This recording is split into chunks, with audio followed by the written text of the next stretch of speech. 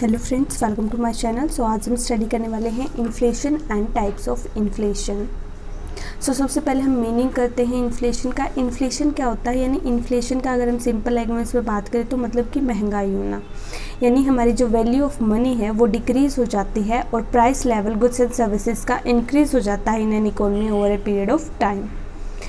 अगर मान लो कि हम जो एक पेन है वो आज हम परचेज़ कर रहे हैं ₹10 में, बट कुछ टाइम बाद जो उस पेन की, उसी सेम पेन की वही क्वालिटी है, वही हम उसी क्वांटिटी में वही एक पेन हम परचेज़ कर रहे हैं उसी मार्केट से, अब वो पेन हमें ₹20 में मिल रहा है। तो इसका मतलब क्या है, जो ये 10 से 20 रुपीज़ हो गई, ये क्या हो गया, ये इन्फ्लेशन होगी, महंगाई होगी कि जो चीज़ हमें कुछ टाइम पहले सेम चीज़ हमें कम अमाउंट में मिल रही थी, अब वही हमें ज़्यादा प्राइस पे मिल रही है। So this is increase in price level, we can call it inflation. So reduction in the purchasing power per unit of money, कि हमारे जो मनी की पावर है वो कम हो जाती है, हमारी वैल्यू ऑफ मनी कम हो जाती है, कि हमारे पैसे में अब जो हम 10 रुपये में जितनी चीज़ खरीद सकते थे, अब हमारे पैसे की उतनी कीमत नहीं रही, अब हमें उसी चीज़ को खरीदने के लिए 20 रुपये देने पड़ रहे हैं, राइट। तो क्या होगी, हमारी इन्फ्लेशन होगी। परचेजिंग पावर है पर यूनिट ऑफ मनी, वो भी रिड्यूस हो जाती है। सो मनी परचेजिंग पावर भी यहाँ पे हमारी क्या होगी, डिक्रीज होगी। इसी की अगर हम डेफिनेशन की बात करें, in the state of inflation the prices are rising, that is the value of money is falling, कि हमारा जो प्राइस है वो राइज हो गए हैं एंड हमारी जो मनी की वैल्यू है वो फॉल होगी, एक तरह से डिक्रीज होगी, तो उसको हम क्या बोलेंगे, इन्फ्लेशन बोलेंगे। अब हम बात करते हैं टाइप्स ऑफ इन्फ्लेशन की। देखो, अगर हम टाइप्स ऑफ इन्फ्लेशन के अंदर देखें तो हमारे यहाँ पे 5 तरह से इसको क्लासीफाई किया गया है डिफरेंट बेसिस पे। इसके अंदर जो हमारा फर्स्ट है वो क्लासीफाई किया गया है on the basis of the degree of government control. Second किया गया है पॉलिटिकल कंडीशन के बेस पे। थर्ड है हमारा कि हमें रेट ऑफ इन्फ्लेशन के बेस पे क्लासीफाई किया गया है। फोर्थ है हमारा स्कोप के बेसिस पे एंड फिफ्थ है हमारा अकॉर्डिंग टू प्रोसेस। सो इनको हम 1 बाय 1 सारे डिस्कस करते हैं। फर्स्ट हमारा आता है classification on the basis of the degree of government control, कि गवर्नमेंट का कंट्रोल कितना है उसके बेस पे हमने जो है क्लासीफाई किया गया है इन्फ्लेशन को। सो सबसे पहले हम बात करते हैं ओपन इन्फ्लेशन की।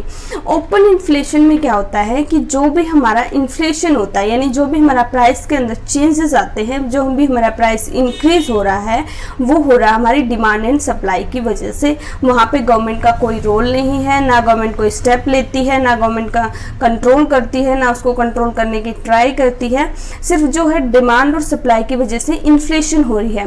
मान लो किसी प्रोडक्ट की डिमांड इंक्रीज होगी बट उसकी जो सप्लाई है वो कम है और फुल एम्प्लॉयमेंट है, मतलब ये नहीं है कि हम जो है एम्प्लॉयज़ को रिक्रूट करके उसकी और प्रोडक्शन करते हैं। हमारा जो स्टेज है वो फुल एम्प्लॉयमेंट की है, सप्लाई जितनी हम कर सकते थे हमने उतनी सप्लाई की, बट फिर भी जो है उस चीज़ की जो डिमांड है वो इंक्रीज हो रही है, डिमांड ज़्यादा है एज कम्पेयर टू सप्लाई, तो उसको हम क्या बोलेंगे, ओपन इन्फ्लेशन बोलेंगे। सेकेंड है हमारा स्प्रेस्ड इन्फ्लेशन। स्प्रेस्ड का मतलब क्या होता है, किसी चीज़ को दबाना, यानी यहाँ पे क्या करती है गवर्नमेंट, कंट्रोल करती है कि किस तरह से जो है हम जो ये प्राइस इंक्रीज हो रहा है इसको हम जो है रोक सकते हैं। तो यहाँ पे गवर्नमेंट स्टेप लेती है कि जो भी प्राइसेस इंक्रीज हो रहे हैं, जो भी प्राइस लेवल में इंक्रीज हो रहा है उसको हम कैसे कम करें, टैक्स लगा देती है ताकि लोग चीज़ ना खरीदें, उनकी डिमांड कम हो जाए, सो दैट कि हमारा जो प्राइस है उसको हम कंट्रोल कर सकें। तो इन्फ्लेशन को रोकने की ट्राई करेगी जहाँ पे गवर्नमेंट, उसको हम क्या बोलेंगे, स्प्रेस्ड इन्फ्लेशन बोलेंगे।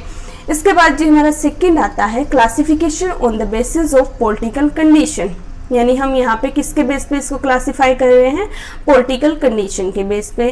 तो यहाँ पे हमारी 3 आती हैं। फर्स्ट हमारा आएगा वॉर टाइम इन्फ्लेशन, यानी मान लो वॉर का मतलब क्या होता है, युद्ध, कि हमारी कंट्री का किसी कंट्री के साथ युद्ध चल रहा है, एक तरह से लड़ाई हो रही है, तो जो हमारी गवर्नमेंट है जो भी गुड्स एंड सर्विसेज प्रोवाइड करवानी होगी वो कहाँ पे, जो हमारा खर्चा जो ज़्यादा एक्सपेंडिचर गवर्नमेंट कहाँ पे करेगी, हमारी डिफेंस आर्मी के लिए जो ज़्यादा है वहाँ पे उन लोगों के लिए जो है ज़्यादा जो है चीज़ें यूज़ की जाती है। तो जो बाकी के जो लोग हैं कंट्री के, पब्लिक है, उनके लिए जो है वो जो भी हमारे गुड्स एंड सर्विसेज है वो कम बच जाएंगे, ठीक है। तो उनके लिए जो प्रोडक्शन है वो हमारी कम बच जाती है और उनकी जो डिमांड है वो ज़्यादा होती है, क्योंकि सप्लाई तो हम इतनी कर नहीं पाते। तो उनकी जो है डिमांड ज़्यादा होएगी, पीछे से जो सप्लाई है वो कम हो जाएगी, क्योंकि क्योंकि हमने जो है वो अपनी जो भी गुड्स एंड सर्विसेज है किसके लिए भेज दी, आर्मी के लिए भेज दी, डिफेंस के लिए भेज दी, वहाँ पे चली गई हमारी। और इस वजह से जो पब्लिक के लिए जो हमने प्रोडक्ट्स बनाए थे वहाँ पे जो है वो कम बच गए, और कम बच गए बट जो डिमांड है वो तो नहीं कम हुई, पब्लिक की डिमांड तो वही है। सो इस केस में क्या हो जाएगा, सप्लाई कम हो जाएगी, डिमांड ज़्यादा हो जाएगी एंड इन्फ्लेशन की सिचुएशन अराइज हो जाएगी। सेकेंड हमारा इसी के अंदर आता है पोस्ट वॉर इन्फ्लेशन, यानी तब हमारा जो है वॉर ख़त्म हो गया, ठीक है, सब कुछ मतलब नॉर्मल कंडीशन में हम आ गए हैं, हमारा जो युद्ध है वो ख़त्म हो चुका है जिस भी कंट्री के साथ था मान लो।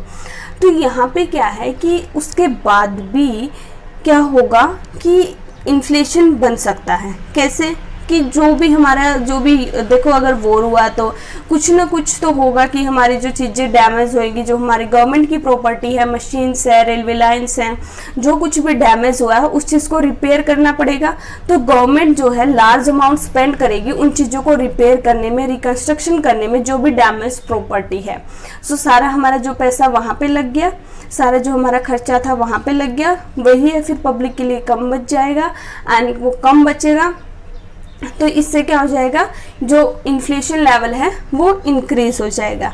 ये तो था इसके अंदर फर्स्ट। सेकंड केस इसके अंदर क्या है कि जो भी टैक्सेस थे वो टाइम पे या फिर जो भी लोन लिया था पब्लिक से उसको फिर रीपे करेगी गवर्नमेंट, ठीक है। तो उस चीज़ को भी हम रीपे कर रहे हैं, तो उस चीज़ में जो भी है money supply with the public increases, but production level तो वही है, प्रोडक्शन लेवल तो इंक्रीज नहीं हुआ सेम प्रोपोर्शन में।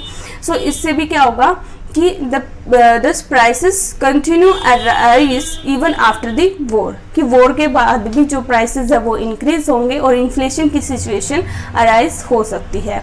उसके बाद जी हमारा थर्ड आता है peace war inflation. Peace war inflation, इसको हम पीस टाइम इन्फ्लेशन भी बोलते हैं, कि जो हमारी अंडर डेवलप्ड कंट्रीज हैं वो जो उसके लार्ज रिसोर्सेज हैं उनकी अमाउंट कहाँ पे लगाती है, वो economic planning and development programmes में लगाती है, ठीक है।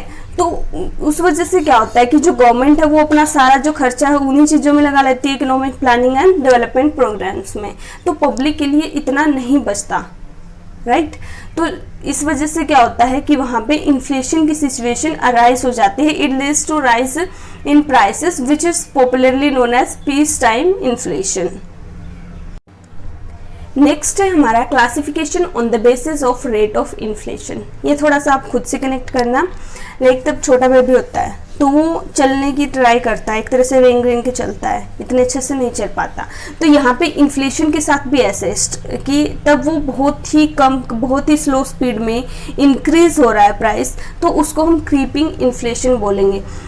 स्लो प्राइस राइज यानी बिल्कुल ही 3% राइज हो रहा है प्राइस के अंदर, मतलब ज़्यादा नहीं हो रहा, और इतना तो होना भी चाहिए नेशनल डेवलपमेंट के लिए, इतना तो ज़रूरी भी है, तो उसको हम बोलेंगे क्रीपिंग इन्फ्लेशन। इसके अंदर फिर हमारा सेकंड आता है वॉकिंग इन्फ्लेशन। वॉकिंग जो है क्रीपिंग से नेक्स्ट स्टेप देखो आप, वॉकिंग तब हम मतलब एक तरह से सिंपल वॉक करते हैं, तो उसी की रफ्तार से जो हमारा प्राइस इंक्रीज हो रहा है 30 to 40%, मतलब ना तो ये है कि बिल्कुल ही स्लो स्पीड में हो रहा है या ना ही बहुत ज़्यादा हो रहा, बिल्कुल आप मान लो जैसे 30 to 40% तक चेंज होगा तो हम क्या बोलेंगे, उसको इंक्रीज होगा हमारे प्राइस लेवल में, तो वॉकिंग इन्फ्लेशन बोलेंगे हम। नेक्स्ट हमारा आएगा रनिंग इन्फ्लेशन। रनिंग तब आप रनिंग करते हो जिस रफ्तार से, ठीक है, जिस तेज़ी से, उसको फिर उसी तेज़ी से अगर हमारा इन्फ्लेशन इंक्रीज होता है, उसी तेज़ी से जो हमारा प्राइस इंक्रीज होता है उसको हम बोलेंगे रनिंग इन्फ्लेशन। इसके अंदर जो हमारा प्राइस लेवल है वो चेंज होता है 80 to 100%, इसको हम बोलते हैं ग्लैपिंग भी बोलते हैं, राइट। इसके बाद जो हमारा लास्ट है that is hyper inflation. Hyper inflation like तब हम बहुत तेज़ी से दौड़ते हैं, ठीक है, तो मतलब बहुत ही कम टाइम में बहुत ही ज़्यादा प्राइस अगर इंक्रीज हो जाता है तो उसको हम बोलेंगे हाइपर इन्फ्लेशन। ये बिल्कुल ही अनएक्सपेक्टेड रेट होता है, मतलब जैसे हम ऐसी सिचुएशन हो जाती है कि हमने जो सोची भी ना, एकदम से इतना राइज हो जाता है प्राइस के अंदर जो हम जो है सोच भी नहीं सकते। अब देखो हम इसको डायग्राम के थ्रू देखते हैं। हमने वाई एक्सिस पे शो किया है टाइम को, एक्स एक्सिस पे हमने शो किया है परसेंटेज इंक्रीज इन प्राइस। सो यहाँ पे देखोगे अगर आप बहुत ही मतलब उसका जो परसेंटेज चेंज है प्राइस के अंदर वो बहुत ही कम है। देन वॉकिंग का उससे थोड़ा सा ज़्यादा है, रनिंग का उससे थोड़ा सा ज़्यादा है ना। तो वही है कि आप धीरे धीरे खुद से भी इसको कनेक्ट कर सकते हो याद करने के लिए, और वैसे भी तो ये याद हो ही जाएगा, नाम से पता चल रहा है, क्रीपिंग, वॉकिंग, रनिंग, है ना, हाइपर इन्फ्लेशन, तो ये इजिली याद हो जाएगा। इसके बाद हमारा नेक्स्ट है classification on the basis of scope. In scope के बेसिस पे हमने क्लासीफाई किया है। इसके अंदर हमारा फर्स्ट है सेक्टरल इन्फ्लेशन, इसको हम स्प्रेडिक इन्फ्लेशन भी बोलते हैं, ठीक है। सेक्टरल इन्फ्लेशन में क्या होता है कि जब आपका जो प्राइस चेंज हो रहा है ना, वो बिल्कुल ही कोई पर्टिकुलर कमोडिटी को या फिर पर्टिकुलर एरिया को अफेक्ट करता है, एक या दो गुड को अफेक्ट कर लेगा, मतलब पूरी कंट्री को वो कवर नहीं कर रहा, सारी जो भी हमारी गुड्स एंड सर्विसेज है उनको कवर नहीं कर रहा, बहुत ही जो लिमिटेड एरिया होता है इसको, जिसको वो अफेक्ट करता है, उसको बोलेंगे हम सेक्टरल इन्फ्लेशन। लाइक अगर हम पेट्रोल की बात करें, पेट्रोल में प्राइस इंक्रीज हो गई तो उसकी वजह से बाकी गुड्स पे तो इफेक्ट नहीं पड़ा, पूरी कंट्री पे तो उसका इफेक्ट नहीं पड़ा, है ना, तो उसको हम बोलेंगे सेक्टरल इन्फ्लेशन। इसके अलावा इसका अपोजिट है कॉम्प्रिहेंसिव इन्फ्लेशन। कॉम्प्रिहेंसिव इन्फ्लेशन में क्या होता है कि हमारी पूरी होल कंट्री इससे इफेक्ट होती है, जितनी भी हमारी गुड्स एंड सर्विसेज है सब में प्राइस का लेवल इंक्रीज होता है, तब हमारी ये सारी चीज़ें जितनी भी गुड्स है जो पूरी कंट्री इंटायर कंट्री उससे अफेक्ट हो रही है, हर चीज़ में जो इन्फ्लेशन आ रही है उसको हम बोलेंगे कॉम्प्रिहेंसिव इन्फ्लेशन। देन है जी हमारा लास्ट है fifth classification according to process, कि प्रोसेस के बेस में हमने क्लासीफाई किया है, जिसके अंदर हमारा वेज इंड्यूस्ड इन्फ्लेशन, यहाँ पे आई की मिस्टेक हो गई है। देन है profit induced or markup inflation, deficit induced inflation and stagflation. So सबसे पहले हम बात करते हैं वेज इंड्यूस्ड इन्फ्लेशन की। अब मान लो एम्प्लॉय है, एम्प्लॉय क्या कर रहा है कि डिमांड कर रहा है कि उसको ज़्यादा वेजेस दी जाए, ठीक है। अब मान लेते हैं कि कंपनी ने उनकी जो डिमांड है वो मान ली कि उनकी जो है वेजेस को इंक्रीज कर दिया, बट उनका जो प्रोडक्टिविटी लेवल है, प्रोडक्शन वो उसी लेवल की कर रहे हैं, बट उनको वेजेस ज़्यादा दे दिए। इससे क्या हुआ, उनके पास पैसा आया तो उन्होंने डिमांड ज़्यादा की, मनी का जो वो फ्लो है वो तो इंक्रीज हो गया, बट जो उनका प्रोडक्शन लेवल है वो तो सेम ही रहा। तो इससे क्या होगा, हमारी सप्लाई तो वही रहेगी, सप्लाई में कोई चेंज नहीं आ रहा, बट जो हमारी डिमांड है वो इंक्रीज होगी। डिमांड इंक्रीज होगी तो ऑब्वियस सी बात है हमारा इन्फ्लेशन आएगा। दूसरा इसी के अंदर क्या होगा कि एक तो हमने उसकी वेजेस को इंक्रीज किया, उसके पास चलो पैसा ज़्यादा आ गया। सेकेंड, जो हमारा प्रोड्यूसर है उसकी कॉस्ट ऑफ प्रोडक्शन भी इंक्रीज होगी, क्योंकि वो लेबर को ज़्यादा जो पैसा दे रहा है उसकी लेबर कॉस्ट इंक्रीज हो जाएगी, तो इसलिए भी वो अपने प्रोडक्ट के प्राइस को इंक्रीज करेगा। इसकी वजह से जो है दो इफेक्ट पड़ गए हमारे, तो इस वजह से इसको हम बोलते हैं वेज पुश इन्फ्लेशन को बोलते हैं हम cost push inflation plus demand push inflation, ठीक है। अब जो हमारी ये कॉस्ट और डिमांड पुश इन्फ्लेशन है ये हम जो है नेक्स्ट वीडियो में स्टडी करेंगे। ये थ्योरीज है हमारी इन्फ्लेशन की, वहाँ से आपको समझ आ जाएगी। फर्स्ट में क्या था कि लाइक अगर हम कॉस्ट की बात करें तो अगर की कंपनी को रॉ मटेरियल महंगा मिल रहा है, जो कंपनी के तो वो प्रोड्यूस कर रही है प्रोडक्ट को, उसको ज़्यादा महंगा पड़ रहा है, तो ऑब्वियस सी बात वो भी ज़्यादा महंगा बेचेगी। और सेकेंड डिमांड पुश इन्फ्लेशन में क्या होता है कि लाइक डिमांड इंक्रीज हो जाती है, एग्रीगेट डिमांड, और सप्लाई कम हो जाती है, उसकी वजह से जो है प्राइस इंक्रीज होगा। तो ये दोनों ही फैक्टर हमारे वेज पुश जो हमारी है वेज पुश जो हमारी इन्फ्लेशन है, वेज इंड्यूस्ड इन्फ्लेशन है, इसके अंदर इंक्लूड है, राइट। इसके बाद हमारा सेकंड है profit induced or markup inflation. Like कुछ कंपनीज है जो बड़ी बड़ी कंपनीज होती हैं, तो वो चाहते हैं कि हम ना और ज़्यादा जो हम अब अगर हम 20% प्रॉफिट कमा रहे थे, हम ना अपना 30% प्रॉफिट कमाएंगे, ठीक है। तो वो अपना जो मार्कअप क्या होता है कि वो अपना और थोड़ा सा और मार्जिन उसके अंदर ऐड कर लेती है, प्रॉफिट अपना ऐड कर लेती है, जिसकी वजह से जो उस प्रोडक्ट की जो प्राइस है वो इंक्रीज हो जाती है। और प्रोडक्ट की प्राइस अगर इंक्रीज होगी तो कौन सी सिचुएशन राइज होगी मार्केट में, इन्फ्लेशन की, right. Deficit induced inflation. So next जो हमारा है डेफिसिट इंड्यूस्ड इन्फ्लेशन, इसका मतलब क्या है कि जो गवर्नमेंट है वो नोट्स तो प्रिंट कर देती है, लाइक अगर आप वैसे मान लो कि जो हमारी कंट्री है उसके अंदर जो मनी की सप्लाई तो हो जाती है बहुत, ठीक है, मनी की सप्लाई इंक्रीज होगी, बट जो हमारी गुड्स एंड सर्विसेज की सप्लाई है वो इंक्रीज नहीं हुई, वो वही है। अब गुड्स एंड सर्विसेज मार्केट में वही अवेलेबल है, बट लोगों की इनकम अगर इंक्रीज हो जाए, अगर हमारे पास इनकम ज़्यादा होगी तो हम ज़्यादा चीज़ें खरीदेंगे, है ना, ज़्यादा हमारी डिमांड इंक्रीज होगी। डिमांड इंक्रीज हो रही है बट जो गुड्स एंड सर्विसेज के जो प्रोडक्शन का लेवल है वो वही था जो पहले था, उसी सेम उसमें। तो क्या होगा कि वो जब हमारी जो अगर डिमांड ज़्यादा हो जाएगी, सप्लाई कम हो जाएगी, तो ऑब्वियस सी बात है इन्फ्लेशन अराइज होगी ही मार्केट में, तो उसको हम बोलेंगे डेफिसिट इंड्यूस्ड इन्फ्लेशन। नेक्स्ट है हमारी स्टैगफ्लेशन।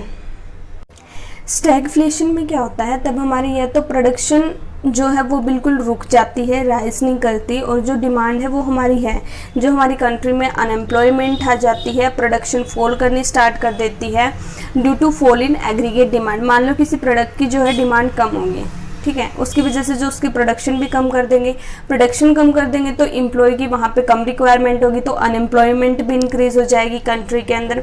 सो यहाँ पे जो हमारी मान लो कि आप एक तरह से प्रोडक्शन और एम्प्लॉयमेंट कॉन्स्टेंट रहती है, यहाँ पे हमारा फुल लेवल होता है एम्प्लॉयमेंट का, तो हम और जो एम्प्लॉय है उनको जो है रिक्रूट नहीं करते और प्राइस लेवल हमारा यहाँ पे इंक्रीज हो जाता है। Stagflation occurs when inflation rise while output is either falling or at least not rising. So आज की वीडियो में इतना ही। Thank you so much for watching. Please like share and subscribe. Have a good day.